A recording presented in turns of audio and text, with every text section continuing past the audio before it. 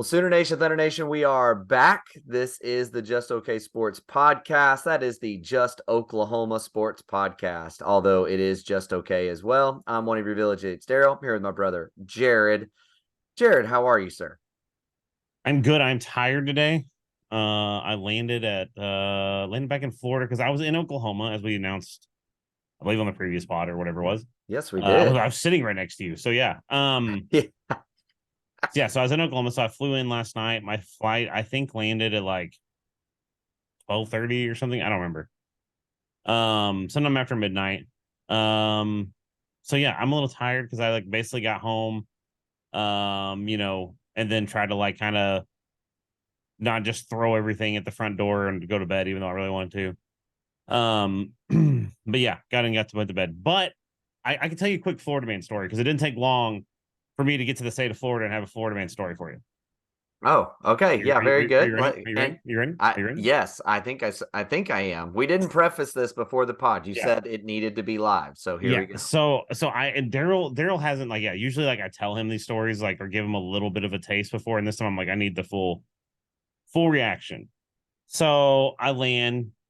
My flight was a little late, nothing big, right? Get off the plane, everything's smooth. It is weird when you get off of it's like the one weird thing about landing in Orlando specifically, it's probably maybe this way everywhere in Florida. It feels maybe worse than Orlando because of tourism and all that. But like I said, we landed after midnight. So like the entire airport's empty, and there's just like there was our plane and like two other planes that landed at the same time, basically, like all Mhm. back to back to back. And so it's like this just giant horde of people walking through the airport, and then like everything else is empty. It was really weird. But anyway, we get off. I get my bag. I order an Uber. It took me like literally like 15 minutes just to order an Uber because there were so many people waiting to get picked up at the airport. So I'm sitting there, and there was these two women next to me, and one of them was in a wheelchair, and one of them was fine, and was just like trying to like organize how to get her friend in this car because she's trying to get into a like a Jeep, like I don't know, like a Cherokee or whatever, one of the small ones, right? And I like the Uber driver goes over there and like he's really nice and like helps her and pushes her over to the car and is being patient with her and trying to help this lady out of the wheelchair into the car. And she's the whole time I can hear her that she's throwing a fit. She's on the other side of the car, like of the car from where I'm standing on the curb. Finally get my Uber order. And like again, this is like from that time, she's still trying to get in the car for like 15 minutes. So my Uber finally pulls up. And immediately he pulls up right behind that car, and I see him get out, and I was like, "That's strange." So I walk over, and I'm like, "Hey, what's going on?" And like I look over, and this lady has fallen out of the car onto the ground, right? And so like he's like, me and him go over, like I throw my bags just like behind his car, and go there and start trying to help her up. Like it was me, like a traffic guy, the Uber driver, my Uber driver, and like there's like four of us trying to help this lady up, and she all of a sudden out of nowhere, like we've got her halfway up, right? Like she's basically sat up, we've almost got her to where like we can put her back in the chair, and she's like, no, don't touch me, don't sexually assault me. And we were like all of us looked at each other and we're like, and like the Uber driver's like still trying to grab the chair, and she's like, no, put me down on the ground now. And so like we sat her down, and like I said, nobody's doing anything. And this lady just starts wailing at like the top of her lungs. Like we put her back on the ground, and she's like screaming almost at the top of Oh her my lungs in the front of the gosh. airport draw or pickup. And so like my Uber driver and I just looked at each other, and it was like the like morbidly one of the like the funniest things. So we both looked at each other and we were like, all right, man, we're out. So like we just went and got in the Uber and took off. But I was like, bro, like what? Like literally she waited until like literally all we had to do was like slide the chair so she could sit in it. And she like literally screamed to the point of like she was like trying to like flail to get out of it. Oh, I was like, bro, like I just got into Florida and I've already got people doing Florida. Like I was like, I'm gonna be in the paper for like Florida man, cause a scene outside airport or something. So anyway, didn't take long. Didn't take long. So I've like barely been dang. outside today. I'm like, I've had my fill of Florida. Just gonna chill. So, but I got Very enough sun. nice. I got enough sun this weekend anyway, so it's fine. Yeah. Oh yeah. Absolutely. We definitely did on our side of the Yeah, I stadium. We have a. definitely did. I don't. You probably can't see it on camera, but I have like because I was wearing my hat backwards. I had like bought a new hat. I was wearing it backwards. Yeah, the Got the strap. line. Yeah, I Yeah. got the little like I call it the white arch, where you get that little like the Yes. yeah, I got that. So That's awesome. I love it. I love it. Well, speaking of accusations, shall we say, I think we have to start the pod as we get ready to go into the SMU deal just to address the Art Briles situation that went all around Twitter and the radio and was a banner on ESPN and several other things. RJ Young is really all up in arms about it. when is RJ Et not cetera, et up in cetera. arms about something though? Exactly. At least he wasn't on a step mill. So anyways, all those things happening. So Jared, I'll just give the floor to you. Your thoughts on the situation. Lebby, obviously, we're recording this on Monday evening, so Lebby Yeah. has spoken to the media and read, which was funny. I have a statement to read. He obviously did not read a statement, but it was prepared. And so, Yeah. anyways, Look, we did talk about this a little bit in the ride to the airport, and my view is by the way, it got dark because my cat just jumped in front of my light. Welcome to my life. I don't think it's that big of a deal. In the sense of this incident and its own, like it's getting blown out of proportion. Even like I even had like a couple of my OSU friends who I thought they're gonna pile on. Like they're gonna be like, and they're like, dude, I don't think it's that big a deal. And I was like, yeah, like my thing is it was a big deal because of how it was reported. And yes, I've taken the center on this of being like Parker Thune should have posted the picture, but there should have been context, right? yes, Um, and then because you were like, we were listening to the radio on the way home and reading articles, and it was like, well, Art Briles was sideline and he had sideline passes, and it was like making like he was this guest of honor. And it's like that was nowhere near the case. mm-mm. Um, that was made very clear afterwards. Um, and the only other thing I guess I would say, because I'm going to keep it short because I don't want to go into this too much. Obviously, Josie and Brent were extremely upset about this. Mm-hmm. Um, and I feel like Lebby's burnt any chance he has of like this happens again. I don't see how I feel like the optics are so bad at this point, and with what he said today, how he reacted post game, all those Mm-hmm. things, it's like if he says if Art Briles ends up on the field again at any point, Right, at that point, I'm not calling for Levy's head, now, but it's like I don't know how the university employs somebody that's going to give such bad optics right, on that situation. So that's kind of where yeah, I'm at. I think it was blown out of proportion. People need to realize, people need to understand again, not there as a guest of honor, not there with sideline passes. He was just there at the game, came down, shouldn't have happened, in my opinion. But obviously, now it's like if this hasn't been the only thing I'll give, and this will wrap it up. I feel like the university itself needs to actually make an official, fully qualified statement as to what those boundaries maybe are. As far as if is Art not allowed on stadium grounds? Is he not allowed on the field? Is he not allowed? Where is he not allowed? Right. And at what mm-hmm. times? Because if not, then everybody's gonna be if this does happen again, even if they fire Lebby, it's gonna be what were the rules, right? Mm-hmm. So and like I said, it's gonna open up the door for people to say, well, he's in the practice facility and he Yeah. was spot outside Everett or whatever. So, anyways, but what's your thoughts? Give me your thoughts. Um, yeah, I felt like you said it well. You can't put that picture out. And again, I don't know Parker Thune personally. As far as I can tell, reading everything and all those things, he was the first one to put it out there, right? Right. Mm-hmm. And literally all he says is Art Briles is in the house. And based on the way the picture was taken with no context, no time frame of when this was happening or anything else, it made it seem as though Art Briles was standing on the sideline as a guest of OU football. And the reality is he was there as a guest of his daughter, aka Jeff Lebby's wife, right? And we also find out later on, especially the next day, it was 30 minutes plus after the game was over. No players were on the field. And not only that, I actually heard today listening to the Scoop guys that like where all the team stuff is by the tunnel and everything, it was actually all the way on the other side of the field.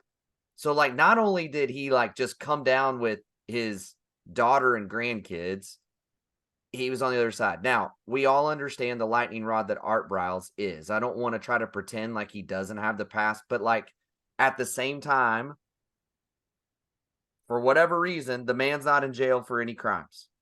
And like I told you, like as much as I don't like it and as much as it makes me really frustrated, um, I also don't want to be this person that says, well, you did a crime, or I think you did a crime, or whatever else. Therefore, you can't go exist anywhere in life because that's crazy talk, right? So the optics, I think, and like even Brent's presser afterwards, the question to him was, were you aware that Art Briles was on the sideline? That's a different question than, did you know that Art Briles came to watch the game tonight? Right? Like that sounds completely different between the two things. And even with the picture with no context, I'm sure the SID department was like, hey, what's Art Briles doing on the field? Right? Like, and again, it's just so far from context. And then you put Jeff Lebby in the situation of, let's just say, for instance, he's in a suite or whatever with his daughter and his grandkids. She wants to go down and see her husband 30 minutes after the game. And she just says, well, come on. You know, like Jeff doesn't have anything to do with that. Brent doesn't have anything to do with that. And now somebody snaps a photo and it blows out of control. So, you know, again, it's a bad situation. It's a bad look. This was the thing we were worried about with Jeff Lebby being hired, and all those things. But the way that it's been spun is bad. Even RJ Young's deal all day today, he was on the sideline. No, he wasn't. Like that's the misconstruing of it all. So, you know, look, Art Briles is what he is. I don't like him. I don't like him being anywhere around the program. At the same time, he is a free man that's allowed to go see his wife, see his daughter, to see his grandkids. And Jeff Lebby should not say, you can't be in the Norman City limits because of your past. Like, I can't do that as much as I don't want to be anywhere around him or have anything to do with him.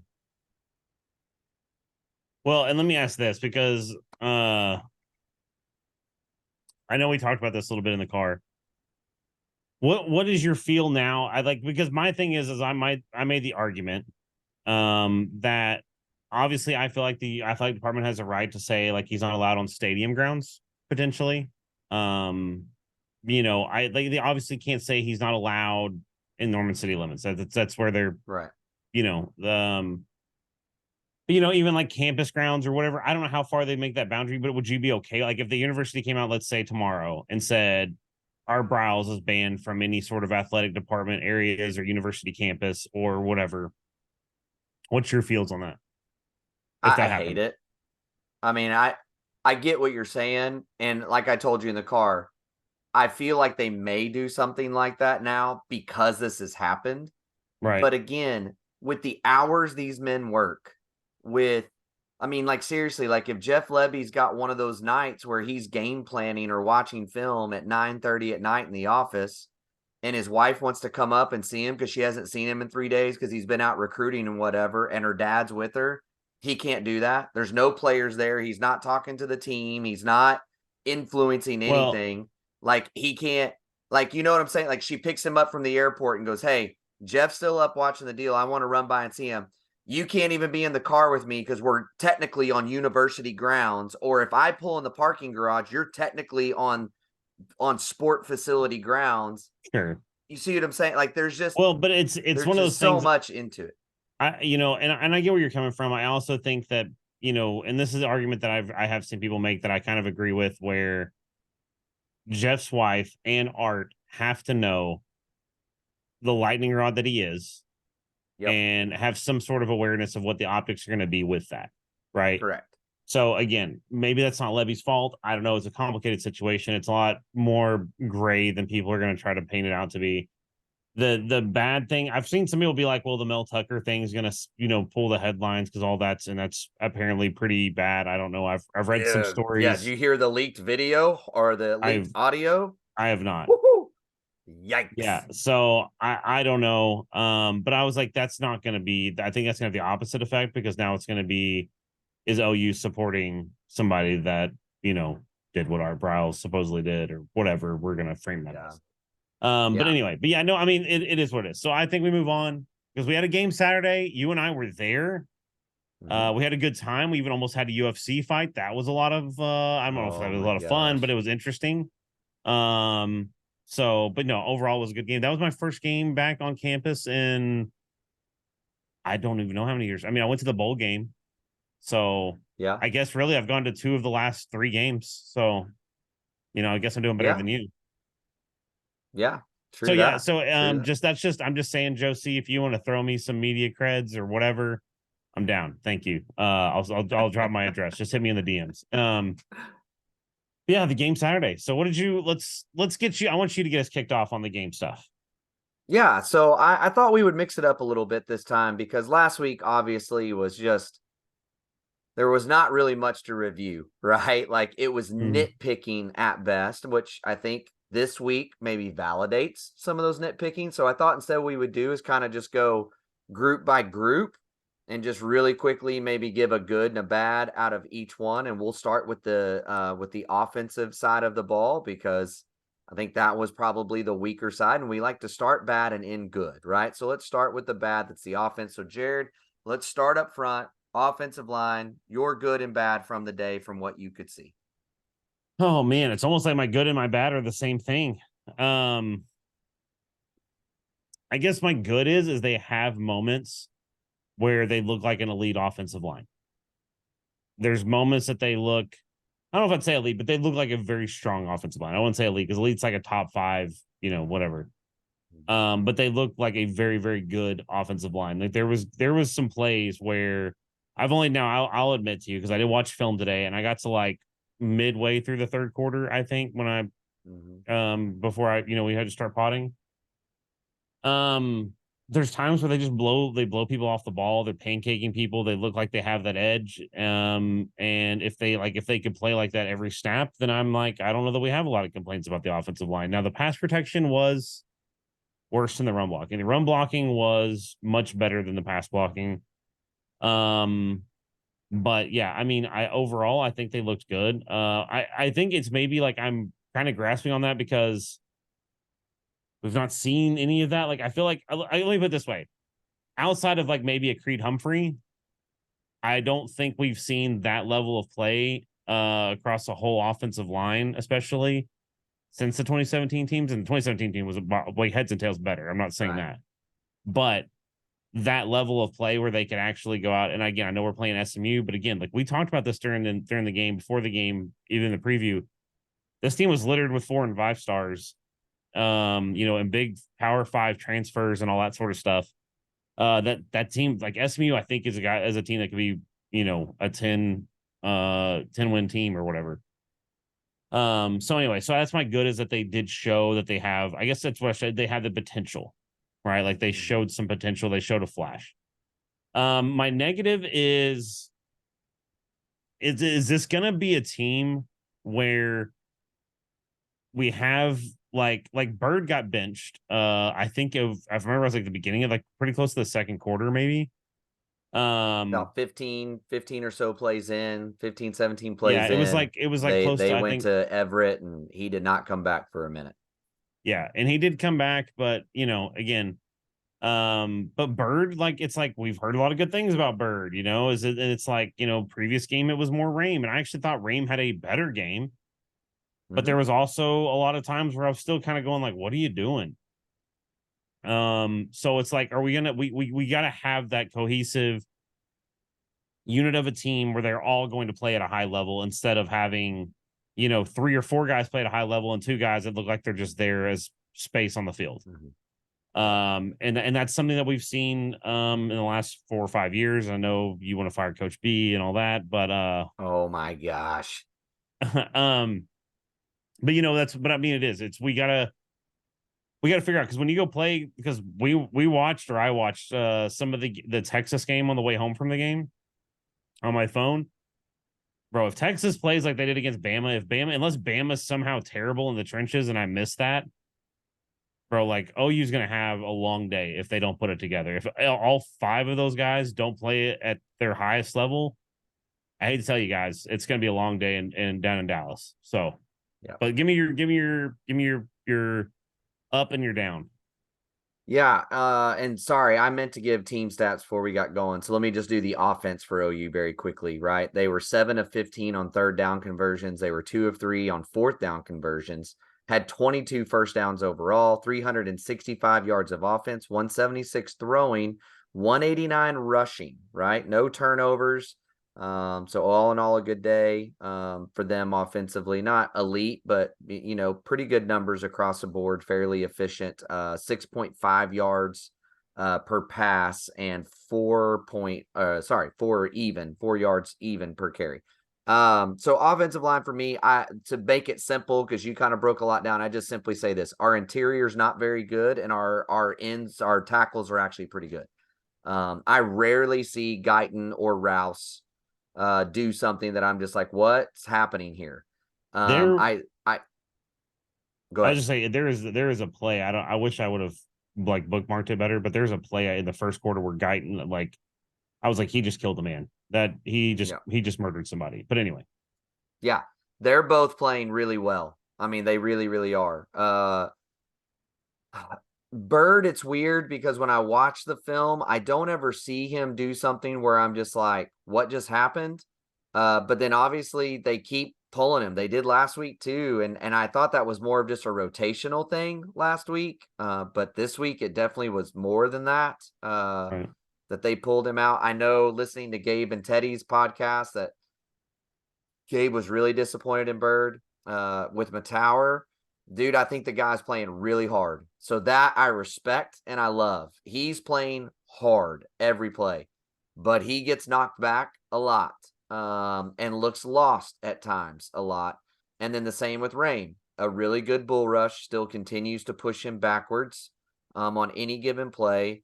And you just rarely see him get great push down the field. Now, the one thing I'll give Rain that looks way better from last year to this year, he does look a little more confident in where he wants to go, and his snaps have been much better. Last year, his snaps were all over the map, right? Those have been much, much better, but the interior of this line is just not great. It's just not. Everett might be the most consistent interior lineman that we have right now. I really wish that we could get Florida State Cheez-It Bowl Savion Bird, because I really, honestly, for the athletic strength push side, I believe Bird at left and Everett at right guard with Rain for now would be best. And honestly, I'm shocked that they haven't tried a Caden Green or a Jake Taylor at guard and moved Everett back to center, where he's played a lot, in the past. And so at App State, but the line's got a long way to go. Now, this was a talented defensive front. We said that. So I want to make clear that this wasn't Arkansas State, right? But again, just you see the same little issues. And again, even from a run blocking standpoint, I can't go through that game and mark more than maybe 1 or 2 plays where there's an actual hole, like where there's actually a wide gaping spot for the running back to run through. And as talented as SMU is, they are not Texas talented on the defensive line, and No, they are 100% not SEC no, talented on the defensive line. So if you're going to run the ball like that, there should be holes for your backs to run through. And the reality is that Towie Walker was all worldly and running over people right at the line of scrimmage and then getting 3-4 yards on every carry. So yeah, and then we'll talk about that in the running backs. I yeah, do agree with you. The one thing, another thing I would give Rain real quick, just I guess try to be a little bit of sunshine with him. Um, Rain, I feel like has a better command of the offensive line. Like it feels like I see him calling out a lot more and like making, he's making a lot more call outs on the offensive line than I feel like he did last year. Maybe that's just me reading into it because obviously I didn't watch all of last year's film today. Um, so maybe that's maybe why he stayed there, is maybe he's just like he has actually got to where he's more of a heady sort of player, you know what I mean? He's more smart on that department. I don't know. But right. again, we'll see more as we start to get tougher and tougher opponents. So Yeah. Yeah, absolutely. Quickly, I don't think there'll be a ton here. Tight ends. Any thoughts with the tight ends? Well, I'm gonna give two quick positives and then a negative, I guess. Um, I actually want to say that Stogner actually has a play, and now it slipped my mind. It was one of the early plays. I think it was on the first scoring drive. Or no, maybe it was the first drive. I don't remember. Stogner actually gets wide freaking open. And I know that we talked about it. He's kind of a shell of his former self as far as his speed and athleticism. But I think the dude still can find some space if we give him that opportunity. The problem we'll talk about later is it's usually in the middle of the field. And Blake Smith, like, is Blake Smith actually going to be that guy? I don't think he's going to be like a huge target, right? I don't think he's being Mark Andrews or something. But is he going to be that guy that defenses still have to account for, right? Like, he's the guy that can pull somebody out of the box or, make somebody have to drop different in coverage or whatever because he's out there on the field. Because he actually, I think his athleticism is a little higher than I thought. Yeah. But the other thing is, like, we didn't really see anybody else. Like, it's like I know we have some guys that are in that room that I think people see some potential in. I forget the kid from was it Cameron University, the basketball player? Daniel. Yeah. But it's like we didn't really see him. I didn't remember what his snap count was if he even got snaps. But like that doesn't feel like a room that's really deep right now. We're not seeing a lot of depth right there right now. So it's like if Stogner, I even felt like there's a play where Stogner got kind of like hit and it looked like he was a little slower to get up than he usually would be. So it's like if he goes down, it's like, were we really gonna be leaning all the way on Blake Smith? So Yeah. anyway, Yeah, I think with the tight ends, Blake Smith is more athletic and more capable than I gave him credit for. He is not a great blocker, but he tries very hard. I definitely think you have more options in the tight end game with him on the field than you do Stogner, right? I feel like Stogner is when he's in line and can immediately go after somebody is an okay, blocker. Um, Not great, but capable. I don't understand putting him out on the edge to block. Like the early play to Marcus Major where they split him out as a wide receiver and he's supposed to pick up a defensive back and it was the easiest get around and tackle for a 4-yard loss all day. And I believe if you have Blake Smith there, you at least chip the DB.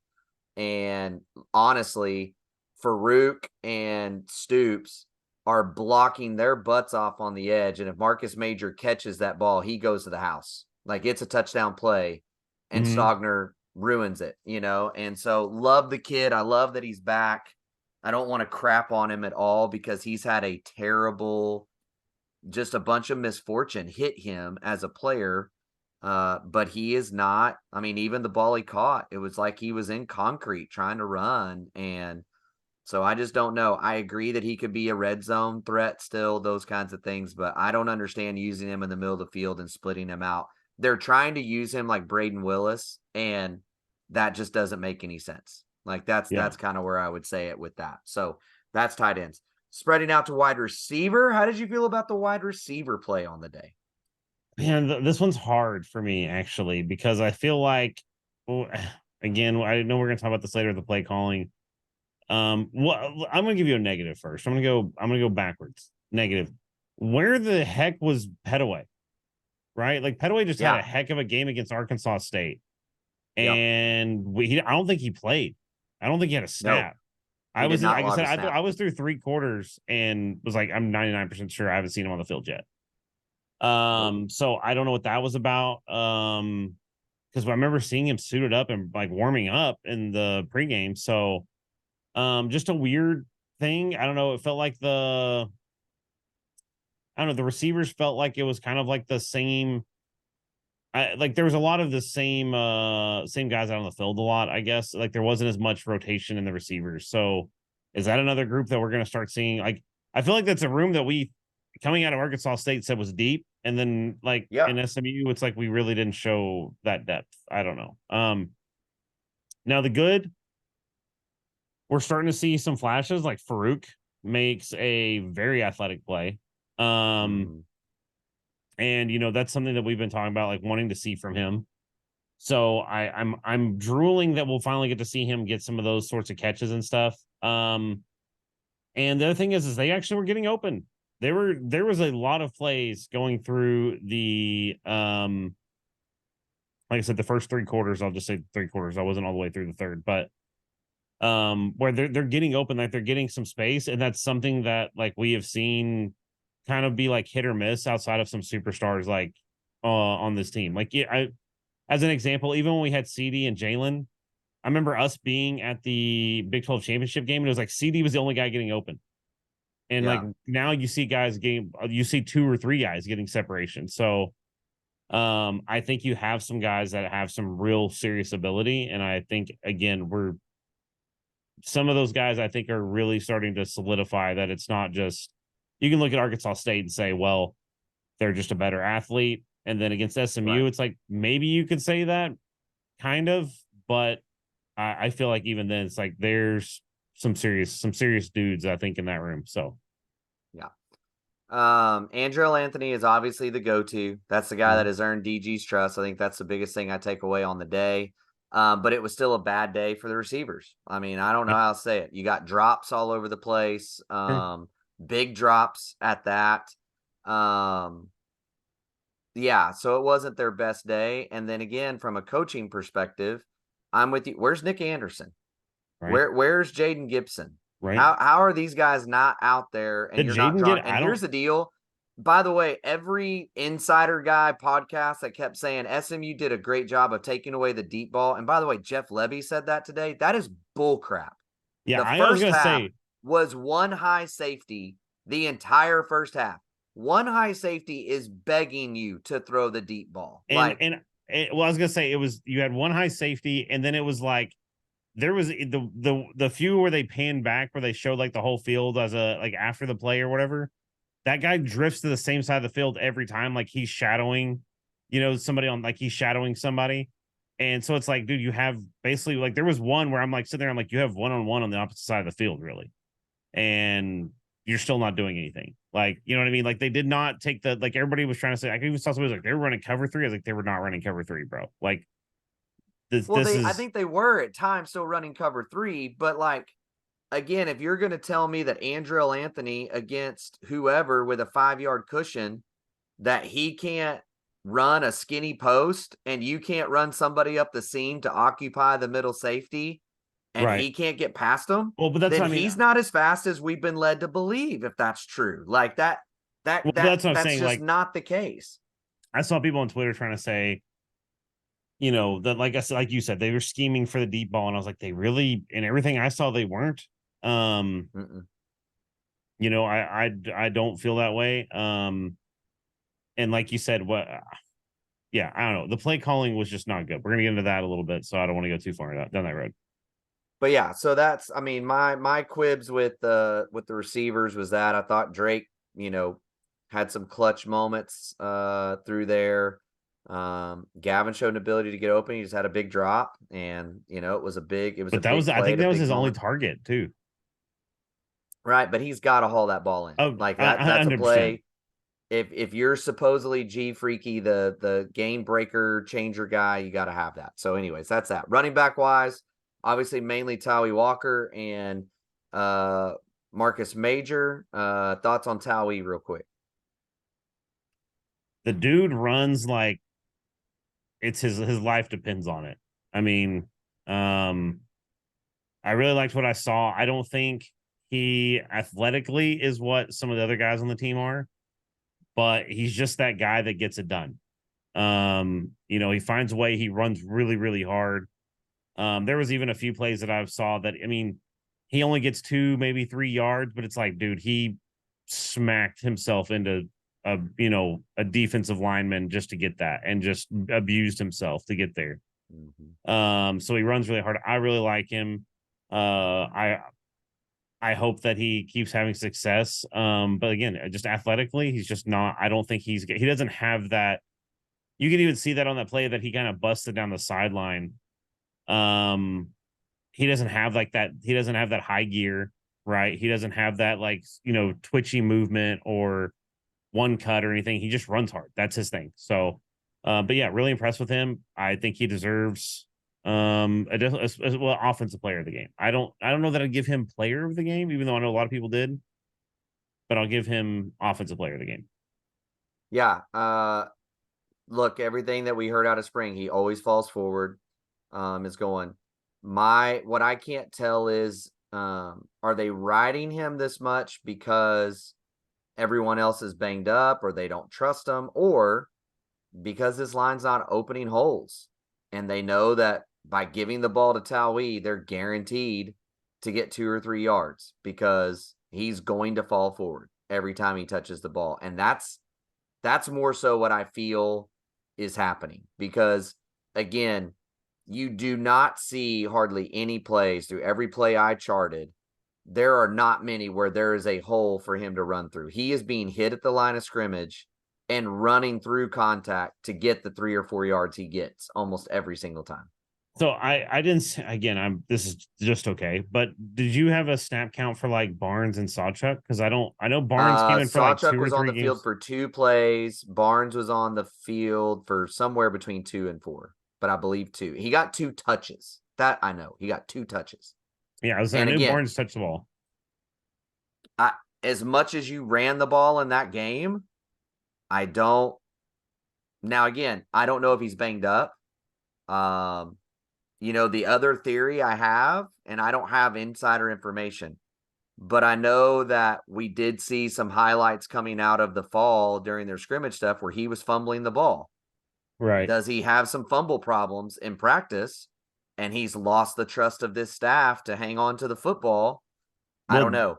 I know Gavin, I was shocked he played at all, because I know he dealt with a hamstring last year that took him out almost the entire season. He's dealing with a hamstring now.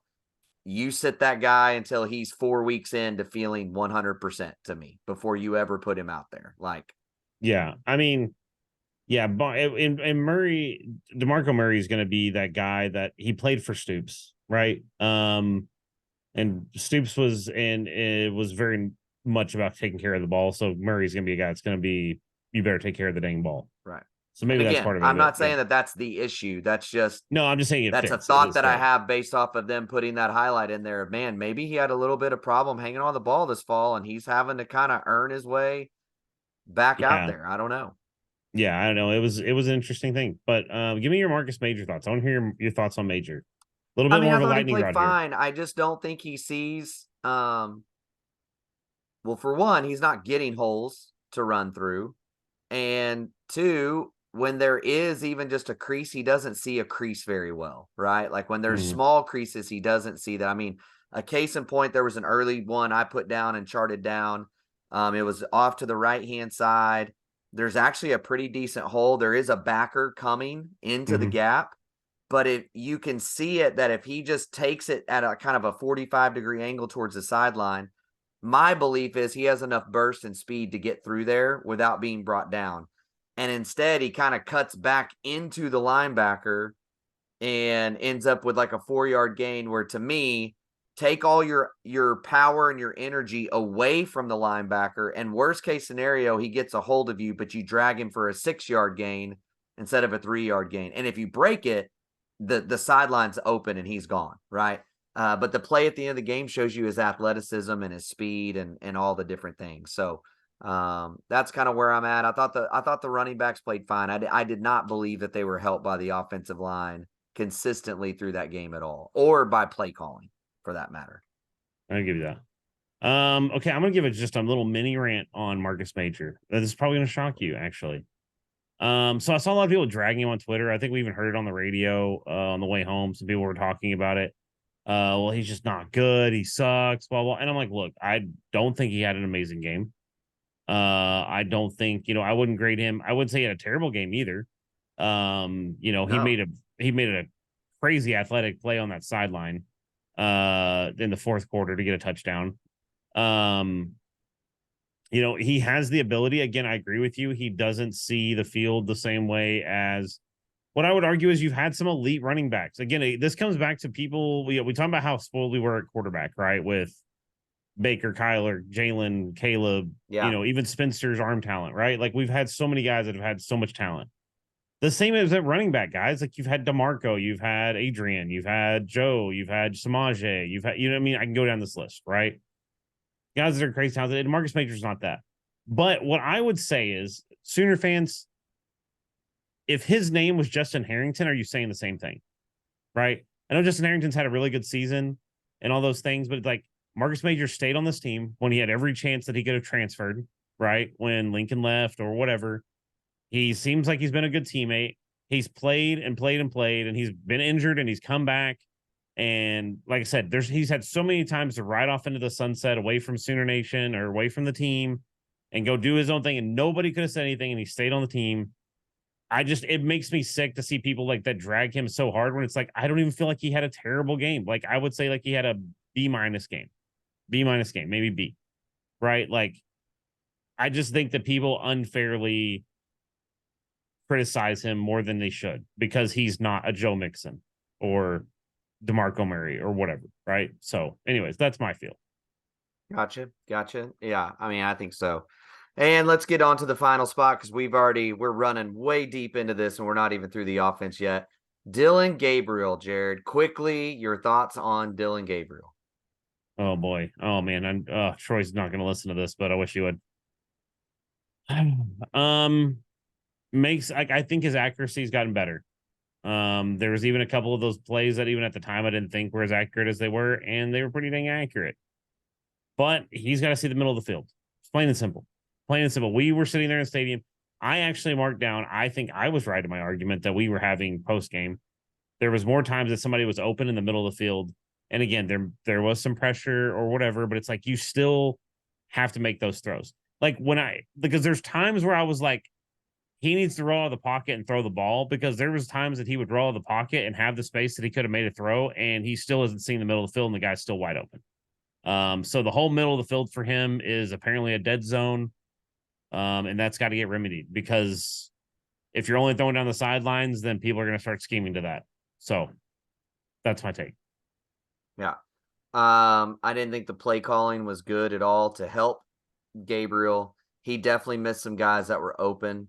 The pressure was more than it should have been on a lot of those plays as well, though. So, it's easy for me to say see it. Now, the one I would say was the glaring miss, but yet he still found a guy was Stogner did come wide open on a play that we were in the stands just going throw. I mean, he was wide open.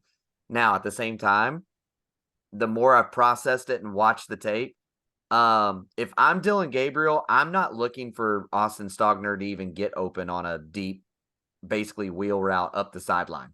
Like based on what I've seen his athletic ability, he may not have even looked to that going, there's no way he's even getting by anybody, but he did. But on that same play, he finds Gavin Freeman wide open and puts it right in his, in his face mask and he drops it, Well, so.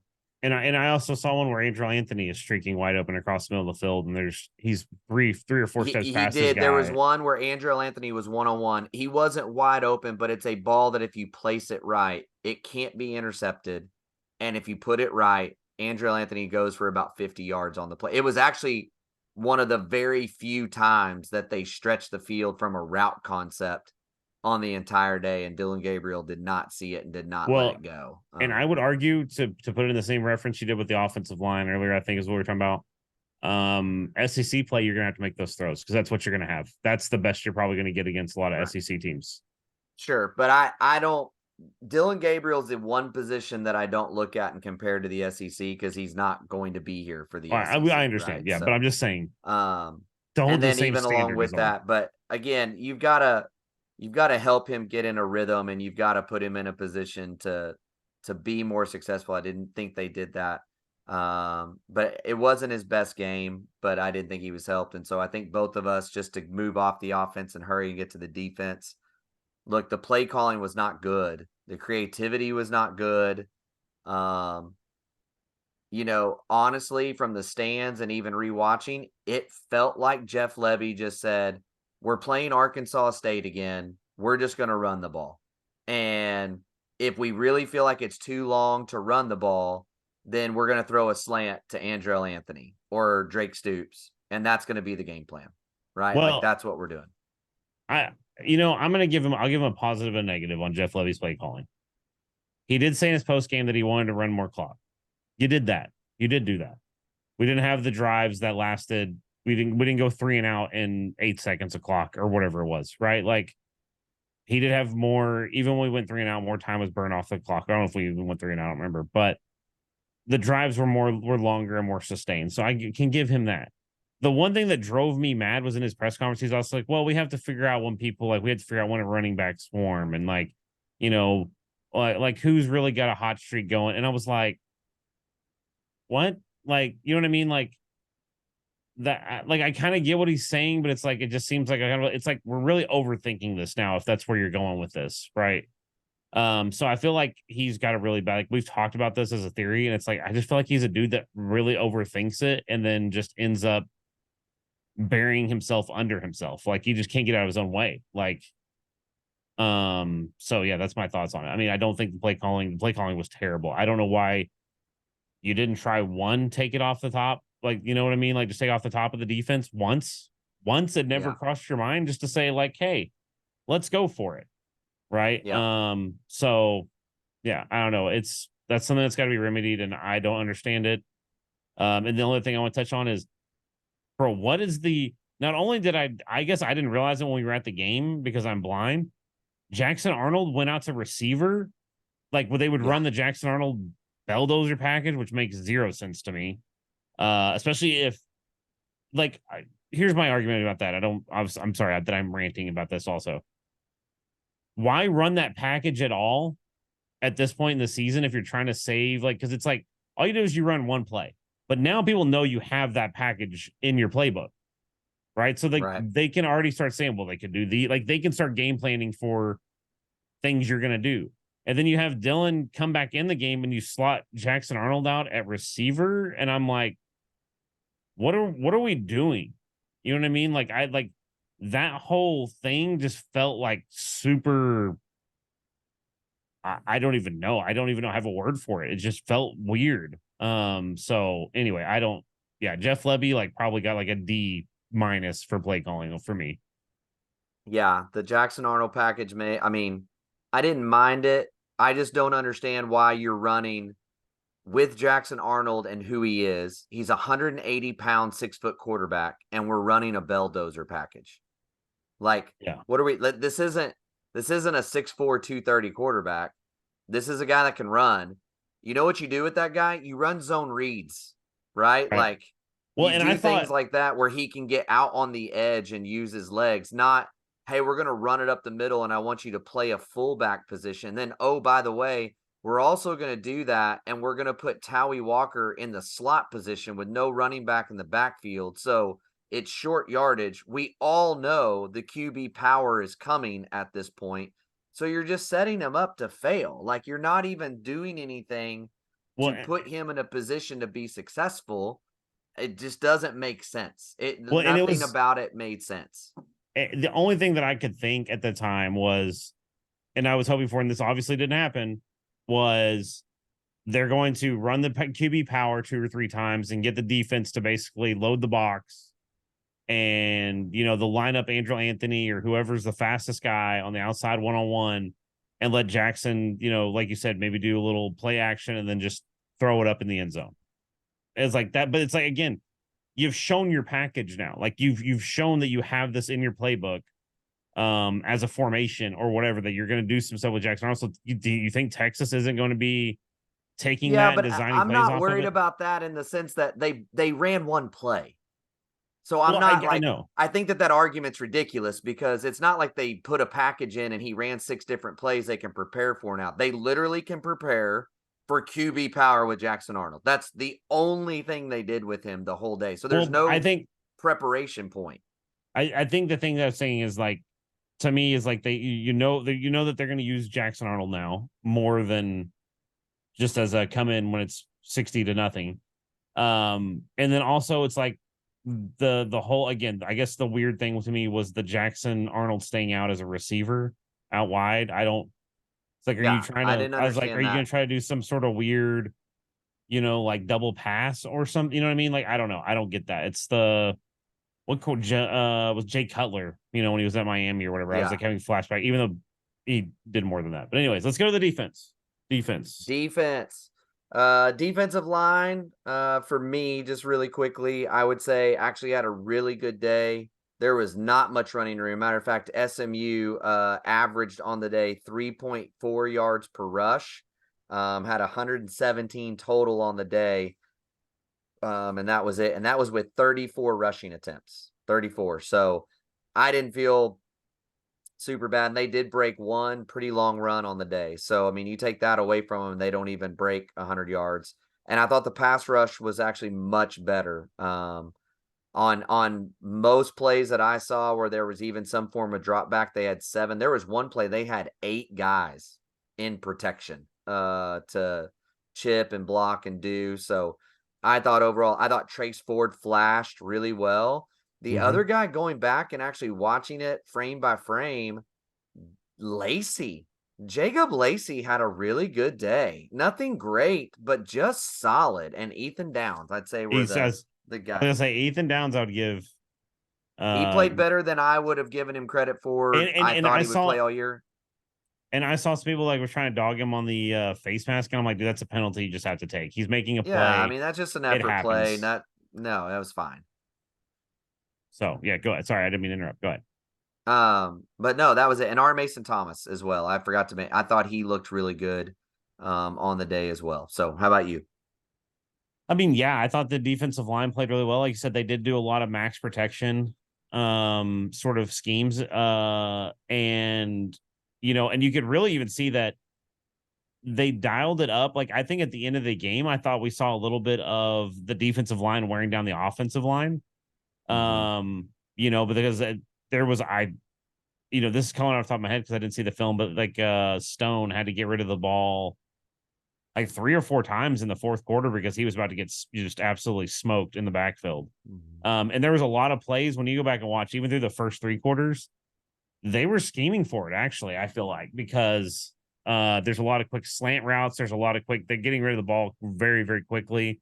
And even then, there's people that are, a step away from it being considered a QB pressure sort of thing. So yeah, I think across the board they did really well. I will say this. We've already said this, but give me more of it. Give me more PJ stock, bro. Give me more. Because that dude, there was a play in the third, I think it was in the third quarter. Dude, he absolutely just manhandles this guy. Like, again, SMU, whatever. But dude, he just the kid, for being a freshman, for being 18 years old, the kid's crazy. But like you said, all the guys you highlighted, I agree with you. There's a lot of depth in this room this year. Mm-hmm. And you're gonna need that when you go against, if you're gonna go against Texas, if we're gonna go against, whatever, we're gonna need to keep that going in SEC play. But Yeah. the only negative I would say is just finding a way to finish some of those plays, right? Yeah. There's about 3 or 4 plays where Stone was able to like kind of get out of the pocket. And again, Stone's a phenomenal athlete, a good quarterback. Mm-hmm. But it's like you gotta find ways to get those plays finished. You have to find a way to get him to the ground, and they weren't able to do that a few times. So yeah, if we face mobile quarterbacks, that's something we're going to have to watch out for. But yeah, overall, that's me almost me nitpicking. I feel like they may have been the best group on the field. Yeah, maybe so. Maybe so. How about linebackers for you? Okay, Danny Stutzman's a dude. I really liked what I saw from Danny. A lot of effort, a lot more. There was a lot more. I feel like last year, I feel like there was plays where he kind of like, I wouldn't say took off, but like you could just tell that he just was tired and he was kind of hitting the bottom of that tank a lot sooner in the game and a lot sooner in the series. And that dude played until he just about couldn't stand up, I think.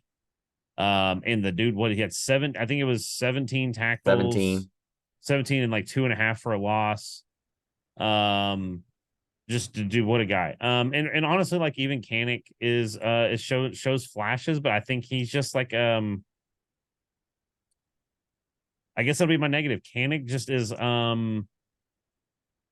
Not quite there yet, I guess is how I'd say. I don't think he's done bad. I don't think he's terrible, but I just think he's out of position more. He's Danny Stutzman last year, early in the year. That's probably fair.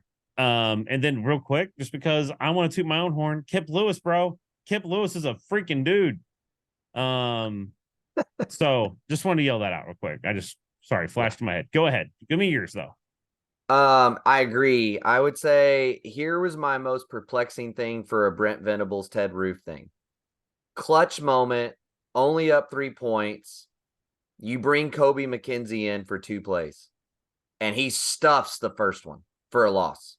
He smacked his Looks dude. incredible. Yeah, smacks a dude straight backwards, and on the next play was right there as well.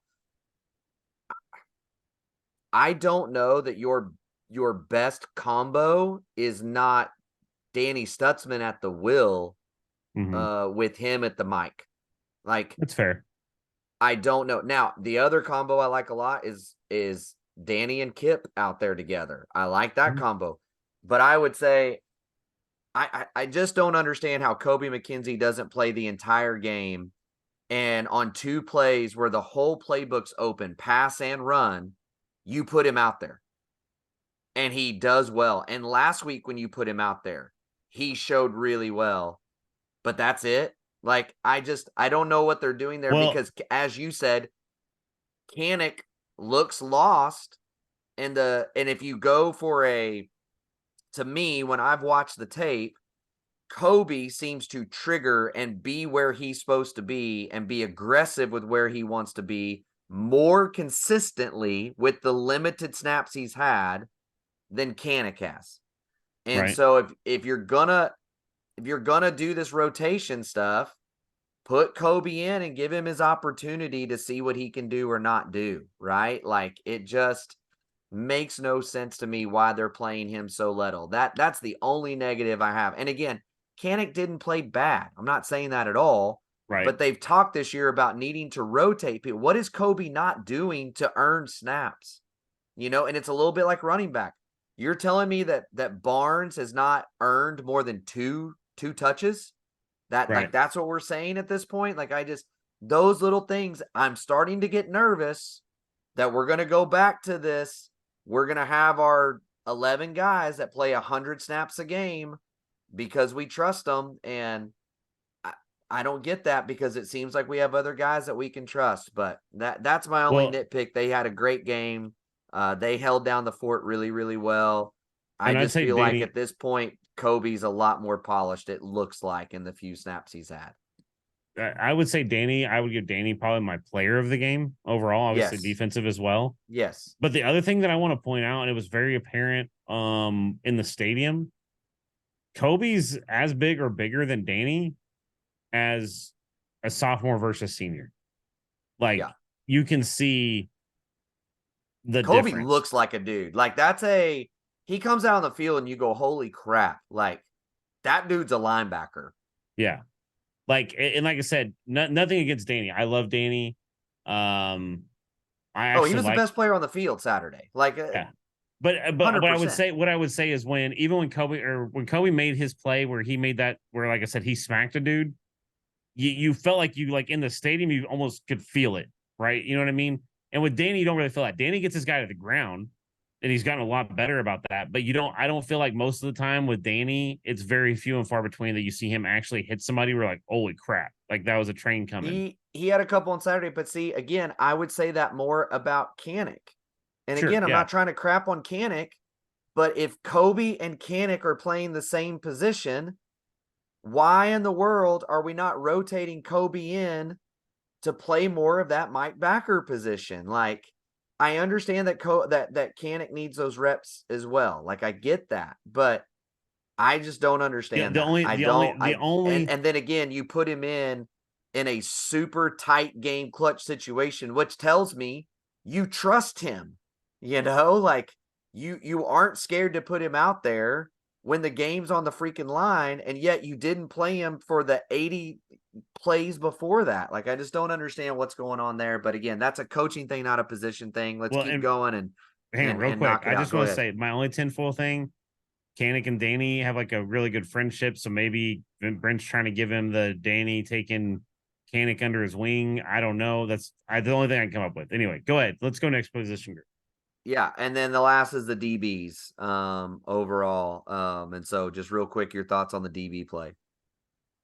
I thought Key maybe had one of his best games, maybe as a Sooner. Even though I did notice that there was a couple of plays where he was slightly out of there, played like a terrible angle. Well, shouldn't say terrible. Still played a bad angle. He didn't play as bad as he did last season at times. But yeah, I mean, overall, I think they played well. Yeah, I mean, there's not. I mean, honestly, to me, it was like I don't feel like I guess to me, and maybe this would be me, Mr. Negative.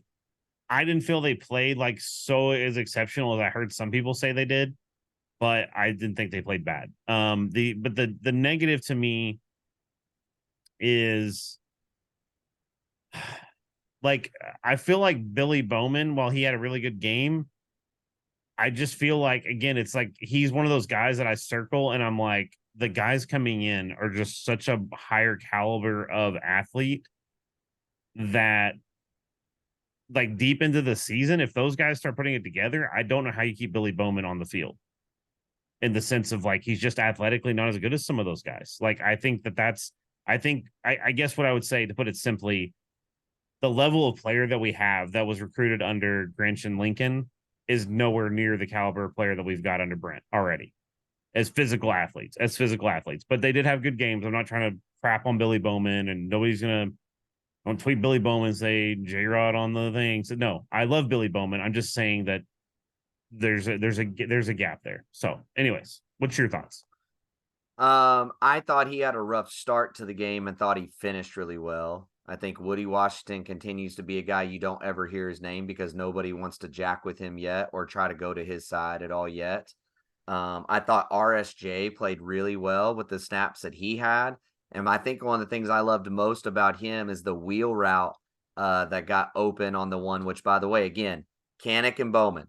Don't know whose responsibility, but it's one of those two guys, and neither one of them picked it up at all. And RSJ just comes over and cleans that dude's clock. And considering his injury was a shoulder injury that was causing him a lot of pain, I just love seeing no hesitation, right, in his game. And I think that that's a guy we'll see play a lot more.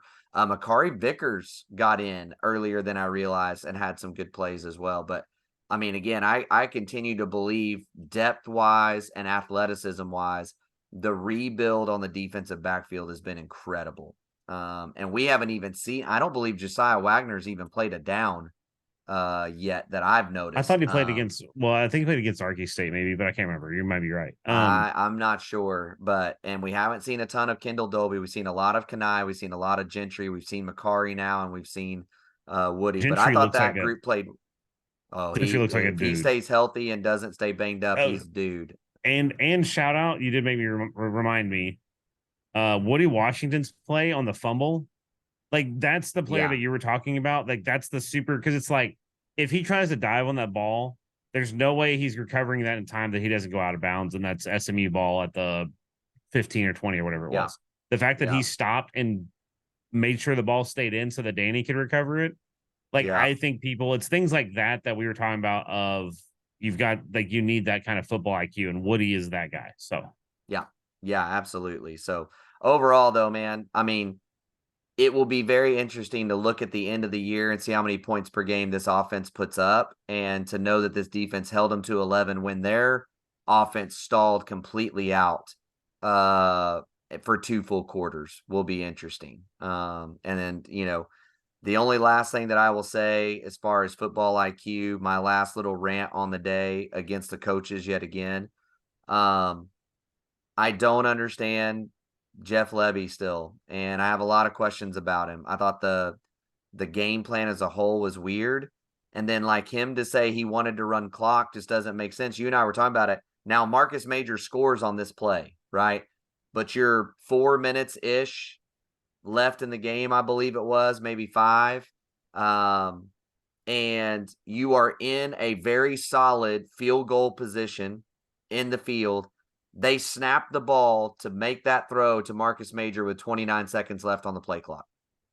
Yeah. Like, you're about to go up 2 scores and you are still running so fast freaking tempo that if you don't get this first down and we have to kick the field goal, they're going to have a full 5 minutes left when you had every opportunity to get this clock down to 3 minutes. You had every opportunity to get this clock down to 2.5 minutes. That is not understanding situational football. And maybe there's a reason for, maybe DG can only play well going fast, but he didn't play fast in the bowl game. And that was one of his best games that he's had as an Oklahoma Sooner. Those are the kinds of things that, again, if you are able to keep yourself in the game at Texas, you can't be in that position and run 3 straight plays and kill 15 seconds off the clock and kick the field goal and give them the ball with that much time left. Like, you can't do that. Like, you've got to run the freaking clock if that's the position that you're in. Like, know where you're at on the field, know the situation, know what's going on, and take advantage of it. And so let me ask. I want to ask one thing for you then, and maybe we can add this as a segment. Who's for our wrap up pods? Give me your king and your dunce of the game. Like, who was the, if you had to circle anybody on the staff or the field or whatever, who's your one guy that you would give the game ball to, and then who's the guy that you're making run bleachers? The run bleachers is Lebby. I mean, that he just did not put his offense in a position to be successful. He didn't. It worked out, but you can't tell me that his hope was that for 2.5 quarters that they couldn't score points. And that's exactly what they did. Now, granted, guys drop balls, etc. But again, 3rd and whatever, you got 7 guys in the box and you're running the ball. Like, what are we doing here? Like, does that make any sense? So that's my dunce for sure. I mean, the game ball king guy of the game, without a doubt, was Danny Stutzman. He, for instance, here's something that Danny Stutzman would have never done a year ago. That little, I don't know what you would call it, but they basically got lined up quickly and crouched a receiver down behind the line of scrimmage and kind of did that little fumble Ruski reverse type. And I mean, Danny immediately sees it, starts screaming at everybody, and is the guy that shuts that play down. Is the guy that shuts the play down. Totally saw it, was never fooled for a second. The guy, he's the best player on this team Saturday, hands down, and really played well. Yeah, so I've already pretty much said mine. So yeah, Danny Stutzman definitely is my king, and the dunce is definitely Lebby. And one thing I just want to say before we wrap, and we talked about this a little in the stadium, we're seeing some of the same things we saw last year that concern me. Of you punt on your first drive, okay, cool, you get the ball back, and then you run down and score, and then it's like your defense holds them, I think, to 3 points if I remember right. It's like, okay, then we need to go back down and score. We need to really get the momentum swinging in our favor, and we just can't do it. I'm not going to reference Arkansas State because it was Arkansas freaking State. But, against good teams, is that how it's going to be? Where it's like we run down the field and we score and we're like, okay, we're doing good. And then we don't play. Especially the offense just doesn't get that momentum going. The defense played well throughout the day. But the offense is going to be the one we don't know from series to series what we're getting at all. Yeah. So it really disjointed, a really bad game plan, really terrible play calling. And like I said, some overall decisions, even season affecting decisions, I would argue, that just don't make any sense to me. But anyways, we got Tulsa coming up. So guess what? We're going to hear a whole lot about Art Browns being on the field because nobody cares about us playing Tulsa. So anyway. Yeah. And Kevin Wilson, hopefully some. I will say this last thing, though. See what you agree with this. And sorry, I know we're going long, but I think it's worth noting. You had an offense tonight that blew a ton of blocking assignments for an offensive line. You had an offense tonight that dropped multiple well-thrown, including a Drake Stoops, who's as clutch as that almost turned into an interception, right? You had a DG not see guys open, probably 4 to maybe 5 plays on the night at least that are big plays and possible touchdown plays if he sees it. I mean, I think that's fair. You put all that together, and then even some busts on the defensive end still, right? The 4th down play and giving up that wheel route, etc. And they won by 17. And again, This is a team, I have to say this. I was the one saying before the season, this is a game I circled as a potential upset alert, that this was the team that had enough talent that if OU didn't show up with their heads on straight, they could be walking out with, oh, this is that loss to a team that we shouldn't lose to, but we did. Well, They won by 17, not playing well. Yeah, and I was gonna say, and even last year, I think they lose this game. 100%. And so I mean, and like the hyper hopium, all that to say is this: great teams still win. Well, first of all, what is it? Good teams win, great teams cover, right? That's always the statement. The other one is that great teams win when they don't play well. And not only did they covered not playing well against a team that I think is pretty dang good. And by the way, Stone this week played 10 times better than he did last week against Louisiana Tech. He played a ton better. And the only other last thing I will say about college football in general, let's take a deep breath. Let's see what happens moving forward, because let's also remember Baylor looked like absolute trash in week 1 and then nearly beat a very highly ranked opponent this week, right? Like they are not robots. They are human beings that have bad days. And we got lucky that we had a bad night where we didn't play well, didn't coach well, and we still won a football game.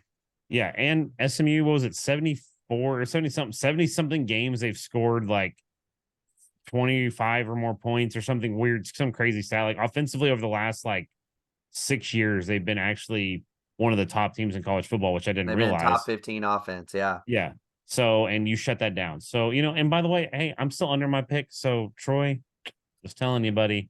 So, but yeah, no, there's the defense. The defense right now is very much the strength of this team. And the offense has a lot of potential that we just need to put in position to succeed. Simply put. Yeah, I agree with that. So, well, very good. Well, again, hope you've enjoyed it. If you have, please like, subscribe, all those fun things. Leave comments, leave 5-star reviews. Heck, leave a 4-star review. It is called Just an Okay Podcast. Why not give us 4 stars instead of 5 stars, right? But either way, it all helps us. And so we would appreciate it very, very much. We're having a great time. We hope you are too. I'm Daryl. That's Jared. And we will talk to you guys later. Night, Baker.